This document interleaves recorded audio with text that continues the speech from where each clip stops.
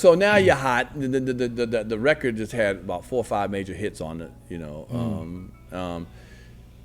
Did you at that time? Did you always know that Bobby might not be around? Yeah, you can. Bobby always was like there was something about New Edition that was just too. Confined? Wasn't representing them, letting them represent the full Bobby. Basically, Bobby, yeah, okay. it was real confined. Right, confined. Right. And we all had that side to us, but we understood that this is working. This is getting out there, man. We need to, hold on to it. Right. A little bit less like, We started doing all kind of wild stuff that fit Bobby and his image. He wanted to put out the kind of music that we listened to, and we came on the people around the way that we come from listen to. He wanted to be that dude for the block. So. But did you know he was that kind of personality when y'all brought him into the group? We knew he was that type of dude. Okay. Bobby was running around the projects in the summertime with leather pants on and sticking his pants like, coming up to the other kids like, get down, Right. Yeah, so y'all knew what it was when y'all got him. He was really doing that as a little boy. Wow.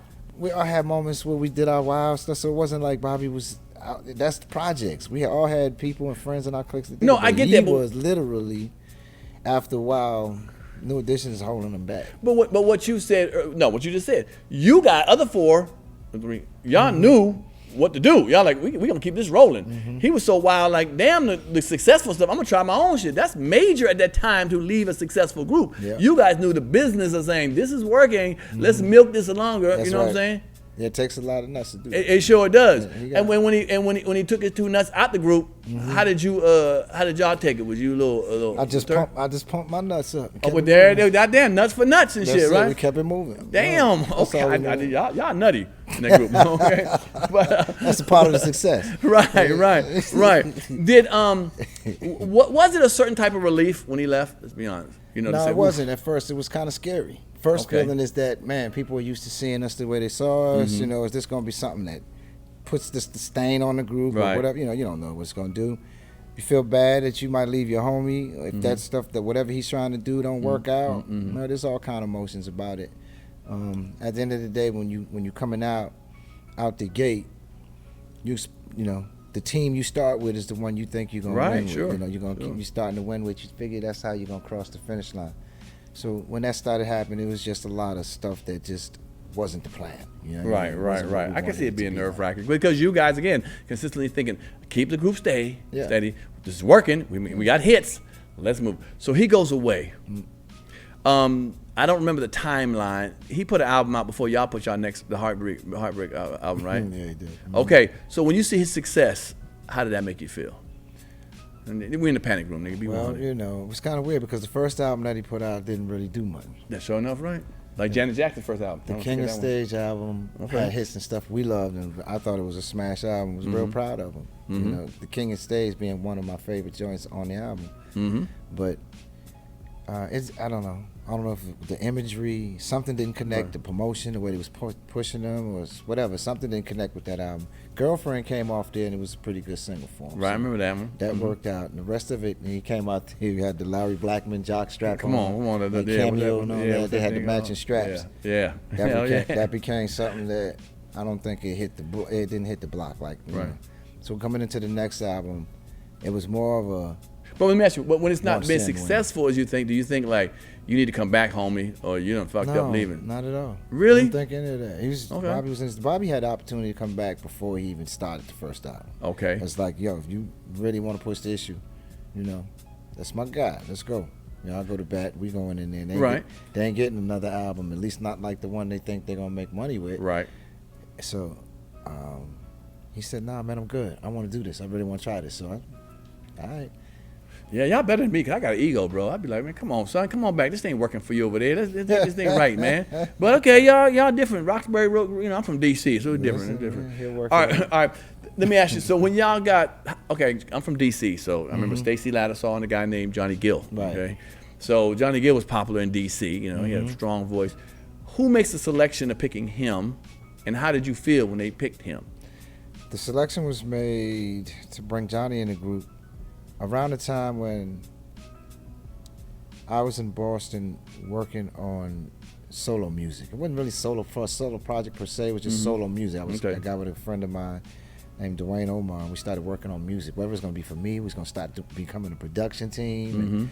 we was talking about being a production team, Silver and Gold or something was calling it back then, records.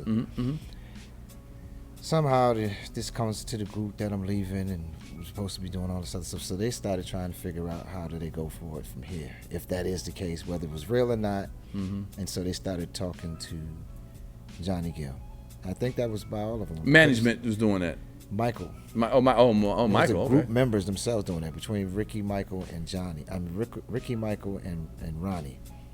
These are the conversations they were having. And they could have been talking to some of the management people at the time. I don't know, but I thinking you might be leaving. Right. Wow. I'm under the assumption that that's what's happening. But, you know, they never had the conversation with me first. They never talked to me. I never think anything about it. Right. I show up to do the Heartbreak album in Minneapolis. Jimmy Jam and Terry Lewis. Lewis. Right. And that's the first time I saw Johnny Gill as supposedly a New Edition member. Right. So I had never heard anything about it. So they can feel it. Jimmy Jam and Terry Lewis was like, of course. They're trying to cut records. They're trying to get us to focus on what type of records we want to do and whatever. And I'm like, but it was thick up in there. Yeah, they pulled us to the side and just say, hey man, what's going on? We can feel this. What's the problem? Sure. And you know, he couldn't ask us fast enough. So I'll tell you the problem. I don't know what's going on. I don't even know why this one, we cool. What you doing here, homie? What's happening? Yeah, It's like y'all never told Ralph Johnny's and they was just as stunned. Wow. The whole room is like, now we're all figuring this out for the first time right now, baby. So that's how Johnny came in the group from my perspective. Let me ask you, was anybody else named, flying or floating around? Not that I know of. Well, you didn't know shit. You didn't know Johnny was floating around. Exactly. Yeah. So, I can see Elder Barger. I didn't even in retro hear anything that we was thinking about. I'll be sure with y'all. Yeah, so wouldn't think about that. I'll be sure it's too tall. Wow, is that what it is? Y'all had a height More than requirement? likely, he's too tall for us, man. That's He funny. Make everybody look like shrimps. Okay, so once the Heartbreak album comes out and it becomes so successful, did you feel like, okay, this is vindicated, it worked, or did you know when it was going to work while y'all were recording, or did you say when it came out, like, damn, I'm cool with Johnny now, this is working? I felt like we had hits when we were recording. Okay. I felt like, okay, this is a nice little return for New Edition. Some of the records really was that, and at the same time, I was listening to Guy's new album about to drop. I'm listening to the Prerogative album, the Don't Be Cruel album. I'm listening to this other style that's getting ready, that's already kind of warming up in the streets already, but they about to drop them in a real way. With the Guy album, Bobby's Don't Be Cruel album, it was Keep Sweat was coming with some more stuff. It was just a little army of Teddy Riley and this style that was about to hit the scene. That I felt like we should have had some of that on there with it. If we would have had a little bit of that with us, we could have kept a little bit more on the Heartbreak album. Yeah, really? Heartbreak album was a little more traditional, grown up. Right, it was different from your first album. There was no street reflection, like we're saying. If you think about the Don't Be Cruel album, the Poison album, the albums we end up doing as individuals to get that style out. That wasn't on that album. More street, okay. A little bit more of that in there. I think we'd have just kind of like laced ourselves with growing up with some of those songs, bringing Johnny in, maturing the sound, not just for the radio, but the clubs and the whole thing. New Edition's not a club record radio. Club record type group. Being that it was successful, okay. When you decided to leave, I think you decided to leave because everyone else started to leave because you really didn't want to leave. Am I mistaken? That's true. That's true. And you just basically said, all right, y'all gone, then I got to make something happen for myself. Yeah. And that's why you left, because of that more. Exactly. Eventually, when everybody started working on their own projects, I'm just sitting still. And this could get ugly. This could turn into, well, when do I work again? I know that's right. When do I do something again to make sure I can feed my family? If everybody's running around doing stuff and it took a long time too. Between the success, Bobby went out there, sold millions of records. BBD sold millions of records. Johnny sold millions of records. And I've luckily got out there and sold me a few millions myself. Yeah. But at the end of the day, watching all that going, you don't know when the next thing is going to happen. So I had to take advantage of, running around as a solo artist, just so I ain't the only one sitting around. But I didn't want to do it. So let me take advantage of it since it might be a while. Well, it was your first album, Ralph Tresvant album, sold 2 million copies. That's beautiful. And the lead sensitivity. That song there. Let me ask you, are you fine with being known as a sex symbol? Sex symbol, because that always. I don't even know if that's always what it's been. I just always like he's cute. He's handsome. To you know, as you get older, you hear those things. But the sex symbol thing, man, I never even thought twice about it. It's just. I say that because that sensitive song, you know, real niggas didn't give a fuck about that damn song. You're like, that bullshit. That's for the ladies and shit, nigga. Until they was with their lady. Yeah, but I'm like, I can't play that in the car with niggas with my niggas and shit. Yeah, you ain't for every song ain't for that. Okay, right. That's what I'm saying. So you was kind of pushing toward the ladies. You know, he's such a gentleman. That's what the album was about. And that's why, like, you had Bobby on that song. On the Sensitivity or Stone Cold Gentleman? No, yeah, Stone Cold Gentleman. Yeah, Bobby Brown. So it showed that y'all still could work together. So it wasn't a beef that people thought it was. Because sometimes when people break up, they think it's a problem. It's a beef. Bobby wanted to go, so he wanted to do his own thing. Right. You know? He wanted to give it a try. The record company was coming to him, saying, man, listen, what you want to do? We'll give it a shot. They saw him. They knew that little knucklehead attitude from around the way was appealing to everybody. You know what I'm saying? It's like that's what people are being. That guy's being exposed right now, and people are loving him with the hip hop and the rap and all that. So Bobby coming out, kind of the singing version of that, was genius. So they stepped to him about it, and he made it happen. Well, I'm gonna tell you something. So I went on tour with you guys. We did a couple dates on the Home Again tour. And I'm gonna tell you something was interesting. Again, I'm the dude, so I ain't, the ladies loved y'all more. I respected y'all, I liked y'all, but I ain't about to cheer and scream for y'all in the front row. I hope not. Yeah, that's how we do. I tell you what I noticed, man. What? If Bobby wasn't there, them people was pissed the fuck off. No disrespect, but if Ronnie had missed it, they would have kept on playing. But when Bobby wasn't there, I didn't realize how much of an impact he had. Do you remember that?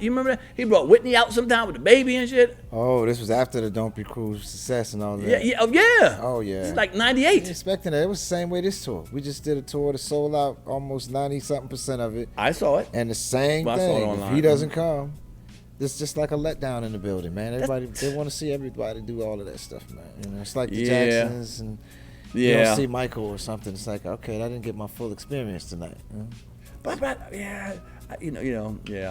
think y'all are, it works together as New Edition. When you take too many parts out, it just doesn't feel the same to me. I went to see the Temptations some years ago, and I don't know who it was, but the guy who'd only sing the most had the group. Everybody else was new, and it was him. And that would be like, and I'm not being, but I'd be like, if Ronnie DeVoe was the only guy and 5 other people was New Edition. I'm like, where's the rest of the group? You know what I'm saying? Right. Or whoever, you know what I'm saying? No, I get it. The guy who ain't the most popular leading person out there.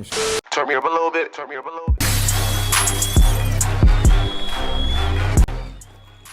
If you like that clip, hit the subscribe button or the notification bell. In fact, why don't you hit both of them?